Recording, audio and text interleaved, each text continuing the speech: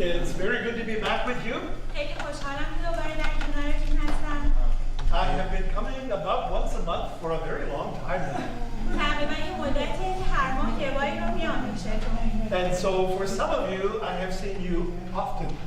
خیلیاتون رو معمولا اینجا میبینم همیشه. But for some of you, I have never met you before. ولی بعضیاتون رو قبلا هیچ موقع ندیده بودم. So I feel that I should welcome you. برای همین فکر می‌کنم به اونایی که جدید اومدن باید خوش آمد ویژه بگم. I would like to say a special thanks to those who led us in the worship tonight. دوست دارم تشکر ویژه کنم برای گروه سرودمون و کسایی که برای مناجات‌ها با ما همکاری کردن. You know why we do this? می‌دونین چرا این کار انجام میدیم؟ Why do we come together and sing? چرا دور هم جمع میشیم و پرستش می‌کنیم؟ It's because Jesus is central to our lives. به خاطر اینکه خداوند خیلی کلیشه‌ای هستش برای زندگی‌های ما. You know that Christianity began, we say, in Jerusalem. مسیحیت از اورشلیم آغاز شد. Because we believe that God came near. به خاطر اینکه ما باور داریم که خداوند نزدیک به ما He came right here to our planet. به خاطر اینکه همینجا روی زمین کنار ما اومد. That after he had made the heavens and the earth. After he had made the heavens and the earth. و بعد از اینکه بهش رو روی زمین ایجاد بکنه. And he saw what kind of a mess we made. و بعد از اینکه ببینیم ما چقدر ناخوشایندی روی زمین به وجود آوردیم. We call this Remembrance Day. ما اون روز رو روز به خاطر آوردن می‌نامیم. We wear this because of a very big mess. به خاطر اینکه به خاطر بیاریم چه ناخوشایندی‌هایی رو روی زمین ایجاد کردیم. It's estimated that 37 million people died during that First World War. تقریبا گفتن که 37 میلیون نفر توی زمان جنگ جهانی اول از بین رفتن. It's hard to imagine. حتی خیلی سخت تصور کردن. These are so-called civilized people killing each other. این آدمایی به ظاهر متمدن بودن که توی جنگ همدیگر رو کشتن. So the Bible speaks about the kingdoms of this world. پس کلام خداوند راجع به پادشاهی برای این دنیا صحبت And the می‌کنه. kingdoms of this world are always concerned about. Oh, there we are. و پادشاهان دنیا همیشه نگرانیشون Always concerned about who is the big boss. نگرانشون بوده که رئیس بزرگی هستش. And lots of people want to be the big boss. و خیلی ها میخوان که اون رئیس بزرگ باشن. And all of our wars have to do with big bosses telling other people to go and kill those other people. و همه دنیا دور این میچرخه که این رئیسای بزرگ به بقیه بگن که برین و بقیه رو بکشید. But the Bible is the story of God who created the heavens and the earth coming near, not to be the big boss. ولی کلام خداوند راجع به خدایی هستش که آسمان ها و زمین رو خلق کرد و نزد ما اومد، نه برای اینکه رئیس بزرگ باشه. But to lay down his life for us. بلکه به خاطر اینکه زندگی خودش رو برای ما ارزانی بکنه. So we sing these songs out of love for him. و ما در واقع این اشعار و این سرودها رو میخونیم به خاطر عشقی که به او داریم. Because we are loving him back. به خاطر اینکه ما همونطور که اون به ما عشق می‌ورزه ما هم به او عشق می‌ورزیم. Christians are a people who understand that God loved them, like the children said, Jesus loves me. مسیحیان درک کاملی از این دارن که خداوند عاشقشون هست. همونطور که تو سرودهای بچه‌ها دیدیم که می‌خوندن خداوند عاشق من هست. A long time ago, it seems, I began to speak from the book of 1 Peter. خیلی وقت پیش موقعی که تازه شروع موعظه کرده بودم از کتاب پتروس برای مردم موعظه کردم. It's a short letter written by the apostle Peter to people who were had to flee their country. یه رساله کوتاهی هستش برای مردمی توی اون زمان گفته شده که مجبور شده بودن در واقع سرزمین خودشون رو ترک بکنن. So some of you were here when I began.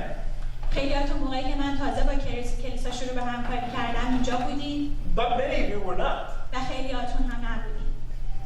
And so I would like us to read. Would you read for us, please? 1 Peter chapter 1, verses 1 and 2. رساله اول پتروس رو میخونم بخش 5 آیات 1 و 2. Yes. پیران در میان شما پیران را در میان شما نصیحت میکنم، من که نیز با شما پیر هستم و شاهد بر زحمات مسیح و شریک در جلالی که مکشوف خواهد شد. گله خدا را که در میان شماست بچرانید و نظارت آن را بکنید، نه به زور بلکه به رضامندی و نه به جهت سود قبیح بلکه به رفقت. آمین. So Peter was one of the 12 disciples who followed Jesus at the beginning. پتروس یکی از 12 شاگرد عیسی مسیح بوده که از همون ابتدا شروع به پیروی عیسی مسیح میکنه. He was the most outspoken of them all. He was the most outspoken, the most forward of them all. و کسی بوده که از همه شاید صریح‌تر صحبت میکرده راجع به کلام. Whenever there was a question, Peter seemed to have the answer.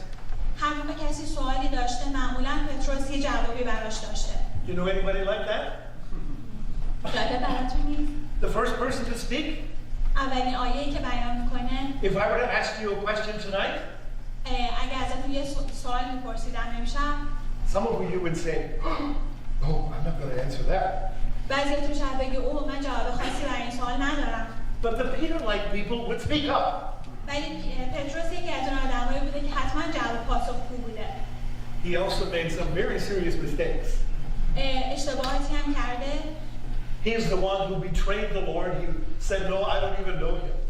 کسی بوده که خداوند رو تسلیم میکنه و در واقع انکار میکنه که خداوند رو میشناسه.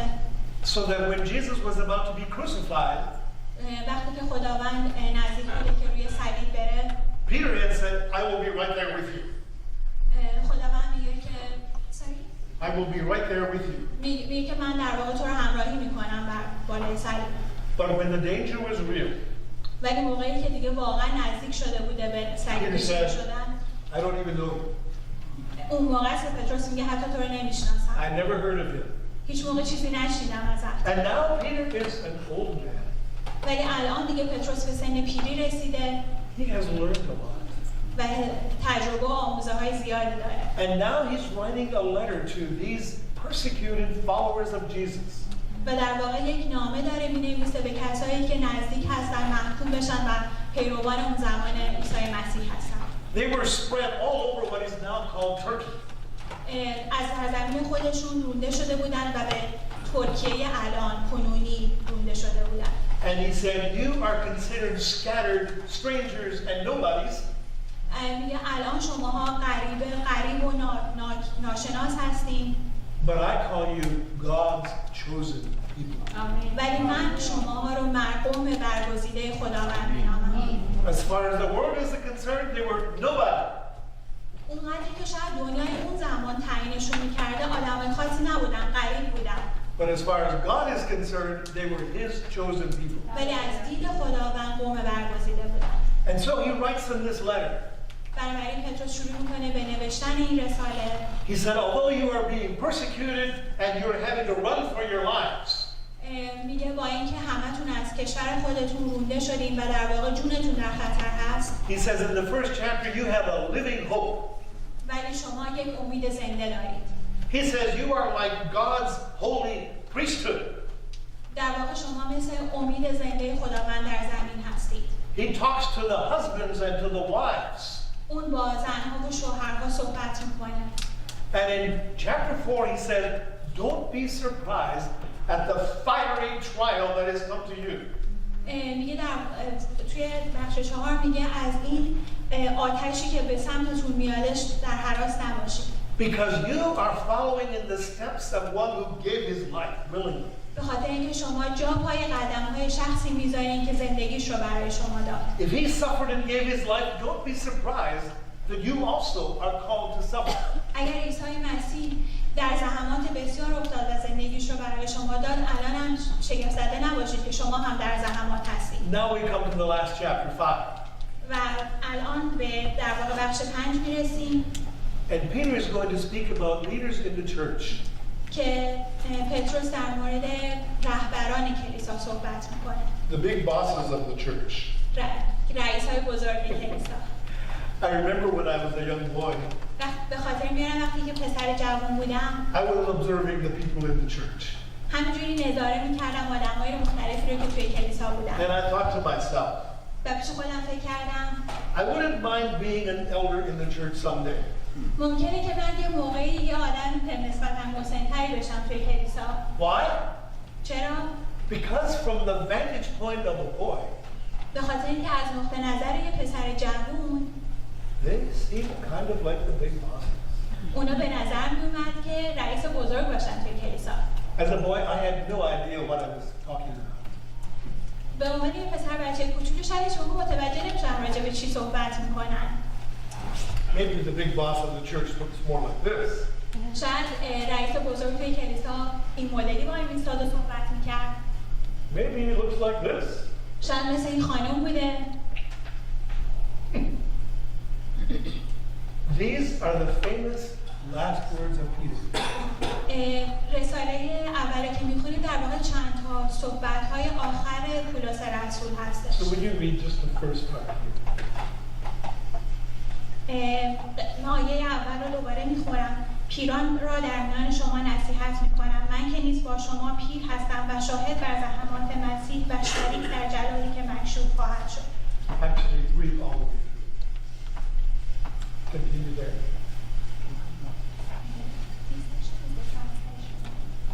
Just continue to read that passage. 1 Peter 5, 1, 2, and 3.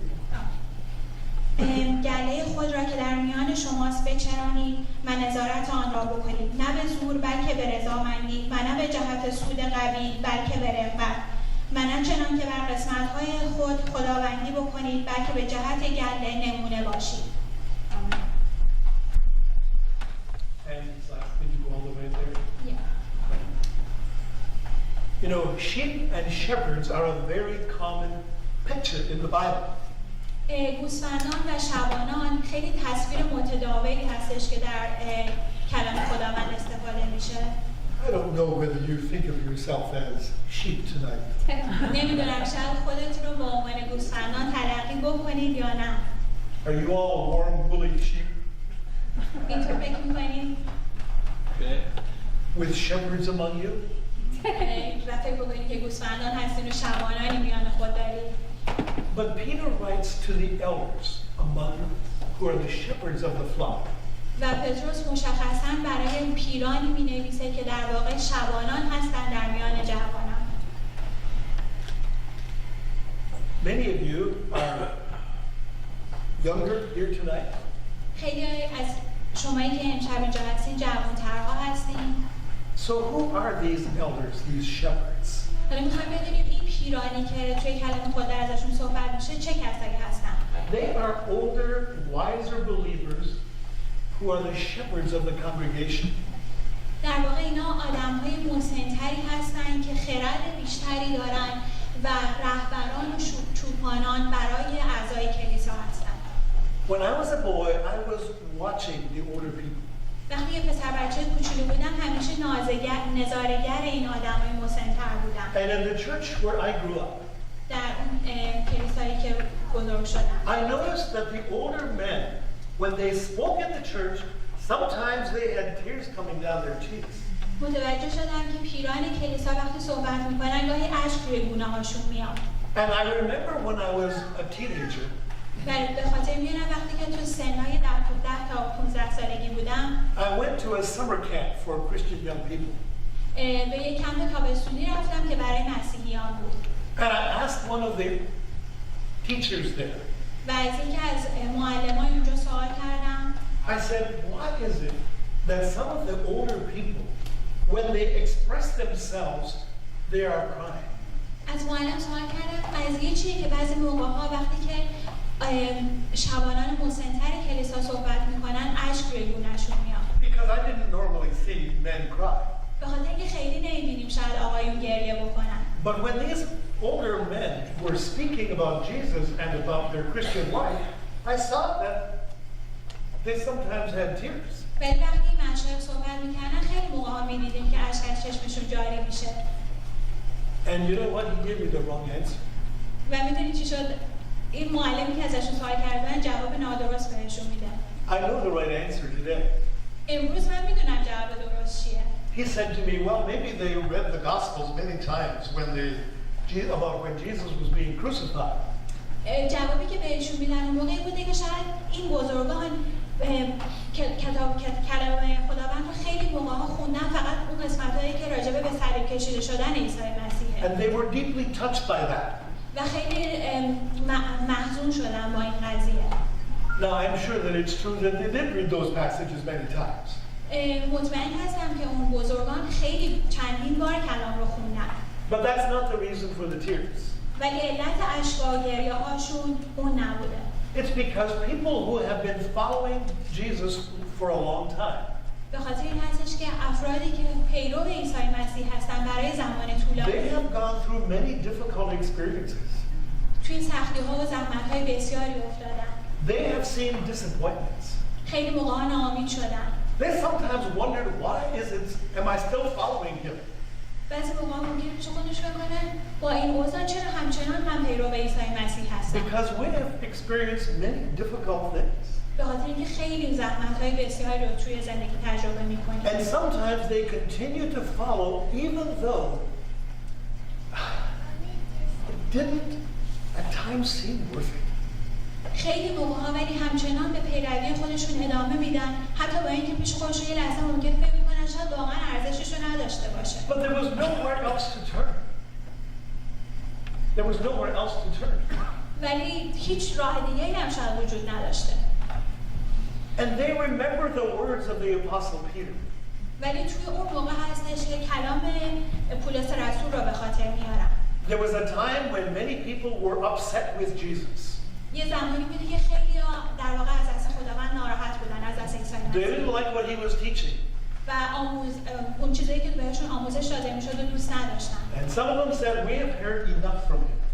و بعضی ممکنه بگن که بسه دیگه، ما به اندازه کافی از تو شنیدیم. And Jesus asked his disciples, و خداوند اون موقع از پیروان خودش میخواد are you going to leave too?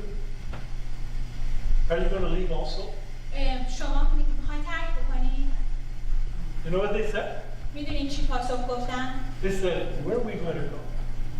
کجا میتونیم بریم؟ You have the words of eternal life. آمین. تو تنها کسی هستی که زندگی جاودانه رو داری. There are times in our lives where we experience such difficult things that we don't know how to think. خیلی موقع هستش که اینقدر سختی‌های عجیبی رو توی زندگی تجربه می‌کنیم که اصلا نمی‌دونیم چطور باید فکر بکنیم. Last night I had a phone call from my grandson. دیشب یه تلفنی داشتم از نوام. He's 18 سالشه. His father, my son, died 3.5 years ago. پسرشون که پدر این بچه باشه 1.5 سال پیش فوت میکنه. His mother died when he was 5. و مادرشون وقتی فوت میکنه که این بچه فقط 5 سالش بوده. And just yesterday he found out that my nephew, who he loves, دیروز متوجه میشن که برادرزاده‌شون که در واقع خیلی هم دوستشون دارن told him that his cancer is coming back. بهشون گفته شده که در واقع بیماری سرطان داره دوباره بهش برمیگرده. And my grandson, who is not yet a follower of Jesus, و نوه‌شون که هنوز هم پیرو عیسی مسیح نیستش was very distressed. خیلی واقعا غمگین شده بود با این قضیه که پیش اومده. Because he loves this nephew of mine, به خاطر اینکه نوه‌شون این برادرزاده‌شون رو واقعا دوست دارن. who is about 45 or so years old. که 45 سالشون هم هستش. When we experience these kinds of things in our life, وقتی که ما همچین سختی‌هایی رو توی زندگی تجربه می‌کنیم، we pray, we cry out to God, دعا می‌کنیم و در درگاه خداوند می‌گریم. and sometimes there is miraculous deliverance, خیلی موقع‌ها دلایل خاصی پشت این قضایا وجود داره. but sometimes there is not. و بعضی موقع‌ها هم نه. That all of us are subject to death. و همه ما هم روزی از این دنیا خواهیم رفت. The elders are people who have been on this path a longer time. پس در واقع پیران یا مشایخ کلیسا کسایی هستند که این راه رو برای مدت‌ها تجربه کردن. They have already experienced more of these things. خیلی از این اتفاقا و ناخوشایندی‌ها توی زندگیشون پیش اومده. Sometimes they sing and the tears come down their cheeks. بعضی موقع‌ها فکر می‌کنن و اون موقع هست که اشک از چشماشون جاری میشه. Because they remember and they know the hardships that they have experienced along the way. به خاطر اینکه فکر میکنن به خاطر میارن تمام سختی‌هایی که این مدت تجربه کردن. But they remember that the Lord has been with them and carried them. ولی به خاطر میارن که خداوند همواره باهاشون بوده و در واقع هدایتشون کرده توی مسیر. This morning when I was reading the Bible and praying, امروز صبح وقتی که داشتم کتاب مقدس رو میخوندم و دعا میکردم، I said to the Lord, به خداوند گفتم you have carried me such a long way. تو من رو همچین مسیر طولانی هدایت کردی. And so we remember hardships. پس ما به خاطر میاریم تمام این And we سختی‌ها remember the faithfulness of God. و به خاطر میاریم که خداوند ما خدای باوفایی است. And so those who are shepherds and elders in the church پس کسایی که پیران و مشایخ کلیسا هستند are not people who are the big bosses of the church. کسایی نیستن که فقط رئیس بزرگ هم خودشون رو جلوه بدن. They are people of experience of walking with Jesus. کسایی هستن که تجربه کردن چه مزه‌ای داره موندن با خداوند. Through good times and through difficult times. در زمانهای سختی و همچنین در زمانهای خوشی. This was the same pattern that the Jews had in their synagogues. همچین مسیر مشابهی برای کنیسه‌های یهودی هم وجود داشته. The elders were the mature people in the synagogue. که در واقع پیران و مشایخ در بین جوانها حضور داشتند. It was also the pattern in the Christian church beginning in Jerusalem. و همینطور بوده برای کلیساهای مسیحی در اورشلیم. And in all of the churches that started all around Israel and Turkey and Greece. و همه کلیساهایی که در ترکیه و یونان بوده. These were never just one elder of the church. اینطوری هم نبوده که فقط یک بزرگ یا یک رهبر برای کلیسا وجود داشته باشه. But the Apostle Paul said, appoint a number of people to be these elders in the churches. و همونطور پتروس میگه که در واقع چند تا خادم بزرگتر باید برای کلیسا وجود داشته باشه. What do they do? چی کار میکنن؟ They're not the bosses from a distance. کسایی نیستن که فقط رئیس باشن با یه فاصله‌ای با مردم. They are those who care for the flock. کسایی هستن که واقعا براشون مهمه که برای پیروا چه They care for the people like sheep. و مثل یک شبان به مردم کلیسا اهمیت میدن. I grew up on a farm. من توی مزرعه بزرگ شدم. We didn't have sheep. گوسفندی نداشتیم. But I remember my father walking among the cattle. ولی به خاطر میارم که پدرم میون گاوها راه میرفتن. And he'd walk among them. و همونجور که بینشون راه This میرفتم one is looking a little bit slouched back. میدن که مثلا یکشون همچین اوضاع احوالش Make عجیب sure به you get نظر him to stand میاد. up. Make sure you get him to stretch. We think he's all right. Thank you. مطمئن شدن که هر چیزی که لازم دارم مثلا یکشون قرار But what he was doing was checking to see whether they are healthy. میروشون راه میرفتن که مطمئن بشن که اینا سالم هستن. This one. You get him to stand up too. Make sure she's okay. Yeah, come on. Yes? She's doing all right. مطمئن Thank شدن که you. دونه دونهشون حالشون خوبه. And so those who are elders who care for the people, they know the people. و مشایخ که در واقع مردم اعضای کلیسا رو میشناسن براشون اهمیت قائلن. They know their names. اسماشون رو میدونن. Even my father had names for the cattle back then. همینطور که حتی پدر من برای اون حیوانایی که اون موقع زمان داشتن اسم گذاشته And بودن. so the elders care for the people. پس پیران برای اعضای کلیسا اهمیت قائلن. They want to know how they're doing. میخوام بدونن اوضاع احوالشون چطوره. Are they healthy spiritually? میخوام بدونن نظر روحانی های سالم هستن. They serve as overseers, imitating Jesus and his apostles. پس در واقع به عنوان نظاره کنندگانی عمل میکنن که چهره خداوند رو به مردم نشون میدن. Not because of obligation or they get paid for it, نه به خاطر اینکه وظیفه‌شون باشه یا اینکه منبع درآمدشون باشه، but because God wants them to do this and they willingly do it. بلکه به خاطر اینکه خداوند میخواد که این کار انجام بدن و این رو با رضایت قلبی انجام میدن. They're not expecting money for this. دنبال پول نیستن، but they're eager to serve. مشتاق هستن که خدمت بکنن. They're not the bosses pushing people around. مثل رئیس هایی نیستن که فقط بخوان مردم رو مجبور به یه سری کار بکنن. They are examples to the people. و در واقع نمونه‌ای هستن برای همه. For many years when I was a pastor in Waterloo, برای سالها من وقتی کشیشی بودم در کلیسای واترلو، I did a lot of counseling for people who were new to the church. خیلی مشاوره میدادم برای کسایی که عضو جدید کلیسا بودن. And for some people who didn't even come to the church. و حتی برای کسایی که به کلیسا نمی‌آمدن. And sometimes people said to me, do these people pay you? و خیلی موقع ازم سوال می‌کردن این آدمایی که بهشون مشاوره میدی به تو پولی میدن؟ And I said, they don't pay me. و بهشون میگفتم نه من پول دریافت Well, نمی‌کنم. they said, sometimes people think that you get what you pay for.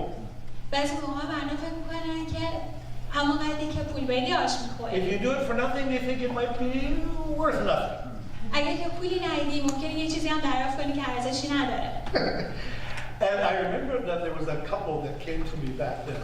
به خاطر میارم یه زن و شوهری بودن که پیشم اومدن اون موقع. I helped them with their marriage. من برای ازدواجشون بهشون کمک کردم. They also asked me how much did I charge. اون زن و شوهر ازم سوال کردن که خب چقدر حالا باید به حق و زحمه بهشون I بدم. said I don't charge anything. بهشون گفتم من هیچ پولی نمیخوام از شما. But if you think that this is valuable, you can give a gift to the church. ولی اگه فکر می‌کنی کاری که براتون کردم ارزشمند هست میتونین یک هدیه به کلیسا بدین. That happened in the mid-80s.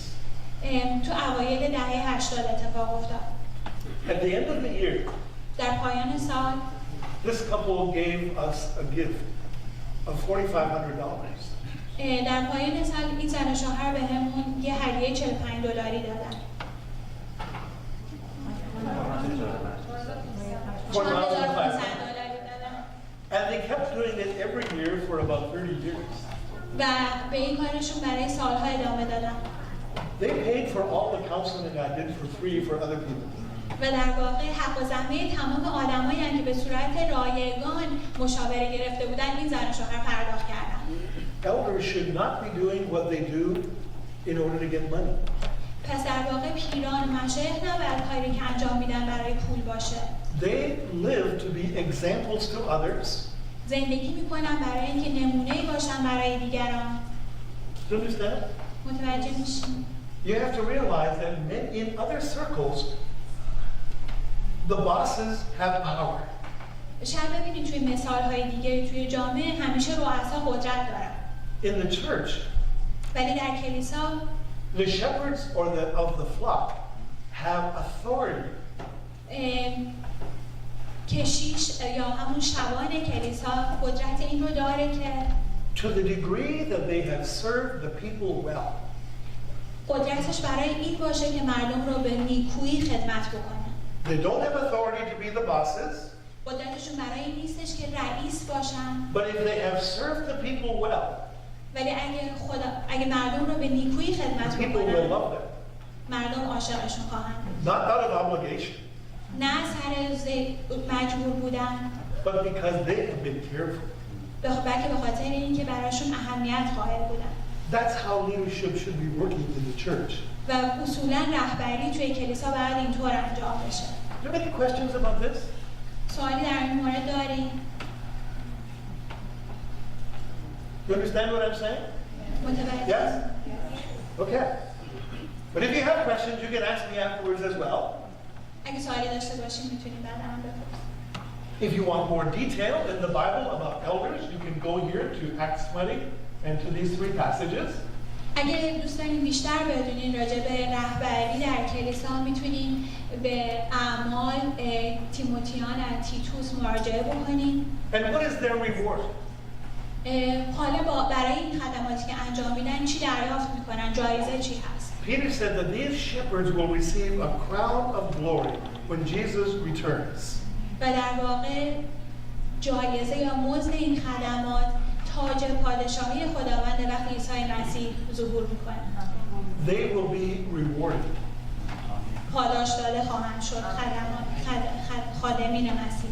I know now من الان میدونم که that the shepherds of the flock do sometimes very difficult things that nobody knows anything about. میدونم که چوپانان یا مشایخ کلیسا خیلی چیزایی که انجام میدن که شاید هیچ کسی حتی متوجهش هم نشه. Because they are serving in the nature of Jesus. به خاطر اینکه اونها در واقع دارن همگام با عیسی مسیح خدمت میکنن. Now he turns from the elders to the young men. حالا از اینجا نوبت میرسه از پیران به جوانان. So, do we have any young men here tonight? آدم جوان اینجا داریم؟ How many people are here in their 20s? چند نفر توی Just سن put up your 20 hand. سالگی هستن؟ How many are in their 20s? 20s? Come on. You're going to have more than that. How many are in their 30s? چند تا توی 30 سالگی هستیم؟ I think these people don't have hands. دست اگه داریم؟ Because I know that quite a few here are in their 20s and 30s. You must be honest. What's that? She said, yeah, everybody is in, ladies are in their 80s, like never. All right, we're going to talk to the young men. حالا راجع به آدمای جوان‌تر صحبت می‌کنیم. He says you are to be submissive to those who are older. میگه در واقع باید مطیع پیران باشید. And actually, would you read verses 5 and 6 for us? آیات 5 و 6 رو از اول پتروس میخونم باب 5. همچنین ای جوانان مطیع پیران باشید بلکه همه با یکدیگر فروتنی را بر خود ببینید زیرا خدا با متکبران مقاومت میکند و فروتنان را فیضی بخشد. پس زیر دست زورآور خدا فروتنی نمایید تا شما را در وقت معین سرافراز نماید. And would you read actually, oops, also verse 8. و تمام اندیشه خود را به وی واگذارید زیرا که او برای شما فکر می‌کند. هوشیار و بیدار باشید زیرا که دشمن شما ابلیس مانند شیر قران گردش می‌کند و کسی را می‌طلبد تا ببلعد. Young men, افراد جوان کلیسا. Jesus did not retaliate when he was treated unjustly, but entrusted himself to God who judges justly. عیسی مسیح انتقام نجست وقتی که باهاش با ناعدالتی برخورد شد، بلکه خودش رو به خداوندی تسلیم کرد که با عدالت قضاوت میکنه. In the same way, و به صورت مشابهی it says in chapter 3, wives are to be submissive to husbands. همسران خانم‌ها قرار هستش که مطیع شوهران باشند. And in the same way, husbands are to be considerate of their wives. و شوهران باید مراعات و محتاط حال همسران باشند. And in the same way, young men are to be submissive to those who are older. و جوان‌ها نیز باید مطیع پیران در کلیسا باشند. I don't think this is always easy. فکر نمی‌کنم اینا همچین کارهای آسونی باشن. But our example is Jesus. ولی نمونه ما خداوند عیسی مسیح هست. In the same way that he entrusted himself to God when he was being mistreated, in the same way, young men are to be submissive to those that are more experienced. همونطور که خداوند خودش رو به خداوند تسلیم کرد، افراد جوان‌تر هم باید مطیع و تسلیم پیران باشند. Now, I believe that you will have lots of questions about this. مطمئن هستم که خیلی سوال دارید در مورد این موضوع. Even if you don't put up your hand. حتی اگه دستتون رو بالا نبرید. Because we know that as younger people, we are impatient. به خاطر اینکه ما به عنوان آدمای جوان همیشه خیلی کم صبر و تحملیم. And we think those older people are too something. فکر می‌کنیم که آدمای پیرشن اونجوری که ما می‌خوایم نباشن. I remember it very well. کاملا به خاطر دارم که Because the older people were too cautious. به خاطر اینکه خیلی آدمای مسن‌تر معمولاً محتاط‌ترن. We need to get on the move. به خاطر اینکه ممکنه بگم We need to get on the move. ممکنه سریع‌تر مجبور شیم یه کاری بکنیم. We need to change some things around here. ممکنه بخوایم سریع چیزی رو عوض بکنیم. How about today? چطوره که امروز این کار انجام بدیم؟ Right? He says, young men, ولی خداوند میگه که افراد جوان We are all of us to be learning from this example of Jesus. همه باید در واقع از این مثال یاد بگیرن. That we're not to be pushy, getting our elbows out. قرار نیستش که افراد رو فشار بدیمشون رو We need to remember who our hero is. بعد به خاطر بیاریم که کی در واقع نمونه هستش. Younger men, افراد جوان be submissive to those that are more experienced. مطیع کسانی باشین که تجربه بیشتری دارن. Peter himself had trouble with this, you know. حتی خود پتروس هم با این موضوع مشکل داشته. So am I clothed with humility? Am I submissive? Am I a servant? سوالی که ممکنه پیش برین هستش که آیا به اندازه کافی تواضع و فروتنی دارم؟ آیا خودم رو تسلیم میکنم؟ He says, an easy way to tell if you have a servant heart is how you act when you're treated like a servant. به آسونی میتونید تشخیص بدین چه کسی قلب خدمت کننده داره وقتی که در واقع مثل یک خدمتگزار باهاش رفتار میکنید. So you might think, well, I would like to be a servant of God. ممکنه پیش خودتون فکر کنید من واقعا دوست دارم یه خادم مسیح باشم. But how would you behave ولی اون مدلی که رفتار میکنید if somebody starts treating you like a servant? وقتی که کسی باهاتون جوری رفتار میکنه که با یه خادم رفتار میکنه مهمه. Why are they treating me like that? Why are they treating me like that?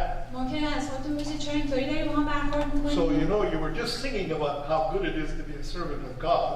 ممکنه تا واقعا شما فکر میکنید که چقدر خوب خادم مسیح But now somebody treats you like a servant. ولی حالا که یه کسی داره واقعا مثل یه خادم باهاتون برخورد میکنه You think, ممکنه پیش خودتون فکر کنید So it's nice to sing about. خوبه که راجع به این موضوع فکر بکنید. It is more difficult to practice. چیزای مشکلی هم هستن که بخواید That تمرین کنید. humility is a real thing. ولی تواضع خیلی چیز مهمیه. He says, all of you. همه شما. Now it's not just the elders and the young men. ولی دیگه اینجا فقط مختص پیران جوان Everybody, میشه. clothe yourselves with humility. میگه همتون لباس فروتنی رو بر تن کنید. Why? چرا؟ Because God opposes the proud. به خاطر اینکه خداوند متکبران رو محکوم He's میکنه. against the proud. مخالف هست با تکبر. But he gives grace to the humble. ولی خداوند متواضعان رو جلال میبخشه. And now Peter, who is an older man, ولی الان پتروس که پیرتر شده he says to you, به شما میگه humble yourselves under the mighty hand of God. میگه در واقع خودتون رو زیر دستان قدرتمند خداوند متواضع کنید. And he will lift you up at the right time. و خداوند در وقت معین شما رو سرافراز میکنه. This is where we really struggle. این جایی که همه ممکنه یه جورایی چالش It's بشیم. all about timing. همش در مورد زمان خداوند هست. We say, I would like to be exalted like soon. ممکنه که بگیم من دوست دارم یه اتفاقی برام خیلی زود بیفته. What about next week? در چند هفته دیگه چطوره؟ Or today? یا حتی امروز. And Peter says, ولی پتروس میگه I've been like you. میگه من هم توی جایگاه شما بودم. I remember when I was so impatient. به خاطر میارم وقتی رو که خیلی بی‌صبر بودم. I couldn't wait. نمیتونستم تحمل I کنم. was the first one to speak. اولین نفری بودم که میخواستم صحبت But he says, بکنم. humble yourself ولی میگه که فروتن بشید. under the mighty hand of God. زیر دستان قدرتمند خداوند. And wait for his timing. و برای زمان خداوند بایستید. Because he will lift you up at the right time. به خاطر اینکه خداوند شما رو سرافراز میکنه در زمان خودش. It's about letting him be in charge of the timing. و این در واقع این هستش که به خداوند اجازه بدین که زمان رو خودش تعیین بکنه. I can tell you that I have had all kinds of difficulty with this. میتونم بهتون بگم حتی خود من هم برام پذیرفتن این خیلی راحت نبوده. Because there was time when I thought God was too slow. بعضی موقع بوده که فکر می‌کردم که شاید خداوند دیگه خیلی آروم کارا رو داره انجام میده. I'm telling God, you are too slow. بعضی موقع می‌شد خداوند تو دیگه خیلی یواشی. Peter was doing the same thing. این مشکل پتروس هم بوده. So we all have this kind of problem. هممون پس این رو تجربه کردیم. We would like to be treated kind of like somebody soon. پس هممون دوست داریم که در واقع خیلی زود And when به we چشم get, بیاد. people say, just relax, take your time. ولی پتروس میگه که آروم باشین، بذارین زمان خودش انجام What بشه are you چیزا. talking about? چی راجع به چی صحبت می‌کنی؟ Relax and take your time. آروم باشین، بذارین همه چیز با زمان خودش انجام بشه. That's a terrible piece of advice, don't you think? فکر نمی‌کنی خیلی نصیحت ناخوشایندیه؟ It's so hard. خیلی سخته. Peter says, I'm old now. پتروس میگه الان دیگه به اندازه کافی پیر هستم. Let God be in charge of this people. اجازه میدم که خداوند زمان رو تعیین بکنه برای وقت سرافرازی من. I think that right tonight, من فکر میکنم همین امشب some of you may be having a battle with this. ممکنه که خیلی توی این جنگ افتاده باشین. So I want you to hear the word of God. پس میخوام که کلام خداوند رو بشنوید. Cast all your anxiety on him because he cares for you. از در واقع همه اندیشه های خودتون رو به خداوند واگذار بکنید. به خاطر اینکه خداوند برای شما فکر You میکنه. may say, now is the time. برای ممکنه میشه خودتون بگید که الان وقتشه. And he said, take all of that anxiety and put it over in his lap. ولی خداوند میگه همه این نگرانی ها و ناخوشی ها رو بردارید و در پای صلیب خدا بذارید. Because he cares for you. به خاطر اینکه خداوند برای شما اهمیت قائله. The first about 5 years that I lived in Waterloo, سال اول از میون 5 سالی که توی واترلو زندگی می‌کردم were the most difficult years of my life. شاید سخت‌ترین سال زندگی بود. The most discouraging. خیلی ناامید کننده بود. The most frustrating. خسته کننده بود. I was being mistreated. به نادرستی رهبری شده بودم. At least that's what I thought. حداقل این فکری بود که من می‌کردم. By people in the church. افراد خیلی نادرستی که توی کلیسا By بودن. leaders in the church. کسایی که اونجا بودن. But you know what? ولی میدونید چیه؟ I say many times بارها گفتم that I learned so much from those 5 years. ولی بارها گفتم از اون 5 سال سختی که توی واتر داشتم خیلی درس گرفتم. Those 5 years became the seed garden for the rest of my life. در واقع مثل یه بذری شدم برای سالهای بعد زندگیمون 5 سال. I didn't want it. نمیخواستم اونجوری پیش I didn't بره. like it. دوست نداشتم. I wished I could go somewhere else. کاش میتونستم جای دیگه ای برم. And I said to God, isn't there any place in the whole world where I could go other than here? از به خدا من گفتم که خداوند جای دیگه روی این زمین نیست که من بتونم برم به جز اینجا. But the blessing of God came after those 5 years. ولی برکات خداوند بعد از اون 5 سال اومد. So I'm not telling you something that I found easy. ولی یه چیزی رو دارم بهتون میگم که شاید به آسونی کسبش نکردم. Painfully difficult. به صورت دردناکی سخت بود. All of you. همه شما Be self-controlled and alert. هوشیار و بیدار باشید. Because you have an enemy, the devil, who is prowling around like a roaring lion, looking for somebody to eat up. به خاطر اینکه همه شما دشمنی به نام ابلیس دارید که مثل یک شیر قرنده میمونه که دنبال یک چیزی میگرده که شکار بکنه. To be a follower of Jesus یک پیرو مسیح بودن means that you have a big enemy. معنیش این هستش که یک دشمن بزرگ دارید. That the Bible talks about the devil as a former angel who rebelled against God and is in competition with God. که خداوند راجع به این ابلیس به عنوان یک کسی صحبت میکنه که قبلا فرشته بوده و رانده شده و همواره در رقابت با خدا هست. And he's prowling around. و میقوره و به اطراف میره. And he's looking for a nice, plump baby Christian. و به عنوان یک توبه خوب مسیحی And میگرده. he's growling و قررش میکنه. and seeing who he can get. و میگرده ببینه کیو میتونه شکار بکنه. Resist him. مقاومت بکنی Stand firm in your faith. در ایمان راسخ باشی. Because you know that we're all going through the very same thing. به خاطر اینکه می‌بینید همتون زحمت‌های مشابهی رو تجربه می‌کنید در این دنیا. How do you resist it? چطور می‌تونید باش ابلیس مقابله کنید؟ The devil is a liar. این ابلیس مثل یه شیر قرنده He's است. always distorting things. همواره می‌خواد چیزا رو خراب بکنه و از بین ببره.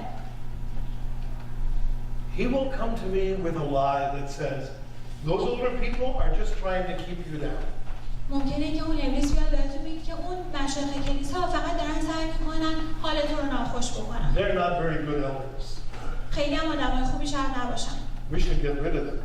بعد منصرف بشیم ازشون.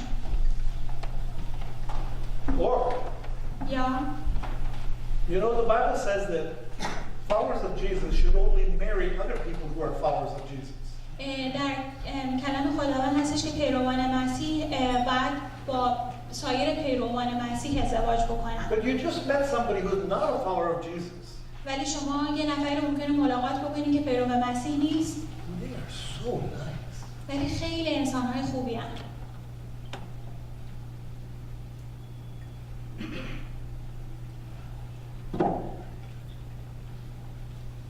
The devil will say, ابلیس میگه you're never going to meet a Christian as nice as this. شاید هیچ موقع حتی یه مسیحی رو نبینی که انقدر آدم خوب و نازی باشه. And you'll be tempted و اون موقع هست که شما وسوسه میشین. to say, devil, I think you're right. اون موقع ممکنه وسوسه بشین بگید که ابلیس فکر کنم تو درست داری میگی. The devil is a liar. ولی ابلیس یک دروغگو هست. Jesus said he has been a liar from the beginning. و عیسی مسیح میگه ابلیس از همون روز اول دروغگو بوده. How do we resist him? چگونه علیهش مقابله میکنیم؟ We need to say this. بعد این رو بگیم. Devil, ابلیس you're lying to me right now. تو همین الان داری به من دروغ میگی. In the name of Jesus, در نام عیسی مسیح get away from here. از اینجا دور شو. So we need to resist him not just once in a while. پس ما باید در مقابلش بایستیم نه هر از گاهی. Because he's prowling around quite often. به خاطر اینکه اون همیشه یه جورایی دور بر ما هست. And we need to resist him. پس بنابراین ما باید همیشه مقابلش بکنیم. The reason why we are always reading and studying and meditating on the Bible علت این که ما همیشه کتاب مقدس رو میخونیم و در مشارکت ها هستیم و در خداوند مدیتیت میکنیم is because this is the truth. به خاطر اینکه این حقیقت هست. And we will not recognize the lies of Satan if we don't know what's true. و ما اگه حقیقت رو ندونیم نمیتونیم دروغ‌های ابلیس رو شناسایی بکنیم. Resist him. مقاومت کنید در علیه Peter ابلیس. is an older man now. پتروس الان یه شخص He's پیرتر had a lot شده. of experience کلی تجربه داشته. and has nothing more to say. و دیگه هیچی نداره بگه. But you know what? He would be very interested in each one of you. ولی دوست داره همتون رو شاید تک تک بشناسه. Some of you have fled your country to Turkey. خیلیاتون شاید کشورتون ترک کردین رفتین ترکیه و The very same place where Peter wrote this letter 2,000 years ago. ترکیه محلی که پتروس اولین بار رساله اولش رو اونجا می نویسه. He would say to you, بهتون اون موقع ممکنه بود پتروس بگه appreciate those shepherds among you. شبانانی رو که میون خودتون هستن رو بها بدید. Be submissive to those that are more experienced. مطیع کسایی باشید که تجربه بیشتری دارن. Put on a coat of humility. و در واقع جامعه فروتنی برتن کنید. And as for timing, و از نظر زمان let God raise you up at the right time. اجازه بدید که خداوند در زمان خود شما رو سرافراز Don't کنه. be pushy about this. خیلی نخواهید توی زمان خاصی همه چی And اتفاق remember that you have بیفته. an enemy. به خاطر اینکه همیشه یه دشمنی And داره he's looking to make a fool of you. که میخواد همتون رو گول بزنه. Let's pray. که Heavenly Father, دعا میکنیم. ای خدای آسمانی، you have spoken to us through your word. خداوند از طریق کلامت با ما صحبت کردی. May it be that each one of us میون همه ما باش. will humble ourselves tonight. ما خودمون رو برای تو متواضع And we میکنیم say, yes, Lord. و میگوییم که بله خداوند. We say no to the devil. و به ابلیس نه میگوییم And we say yes to this one who has loved us and given himself for us. و بله میگوییم به خداوندی که ما رو همیشه عاشقانه دوست داشته و زندگیش رو برای ما فدا کرده. We love you, Lord. خداوند ما عاشق تو And هستیم we devote ourselves to you و خودمون رو به تو تسلیم میکنیم for today and for as long as we live. برای امروز و برای همه روزهای عمرمون. In the name of Jesus we come. در